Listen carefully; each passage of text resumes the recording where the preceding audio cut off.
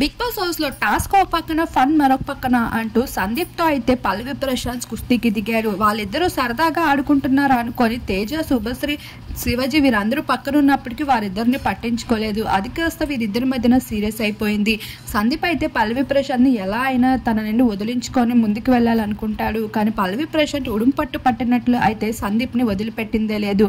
ఇక అది సందీప్ కి చాలా నొప్పి పెట్టడమే కాదు, అది ఒక ఇన్సల్టింగ్ గా కూడా అనిపించింది. పక్క ప్రాణాన్ని నేను ఓడించలేకపోతున్నానా అని అక్కడున్న అమర్దీప్ కూడా షాక్ అయిపోయాడని చెప్పుకోవచ్చు. అసలు వీడేంట్రా బాబాయ్ బలం లేనట్లు కనిపిస్తాడు కానీ వీడికి ఎంత బలం ఉందా, వీడు కూడా మనకి పెద్ద పోటీలాగే ఉన్నాడు, అయితే ఫిజికల్ టాస్క్ లో అంటూ భయపడుతూ డిస్కస్ చేస్తూ ఉంటాడు.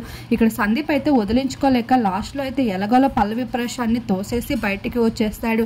అక్కడ తన మొహం కూడా పూర్తిగా మాడిపోతుంది, తనకి ఏదో దెబ్బలు తగిలినట్లు కూడా అనిపిస్తుంది.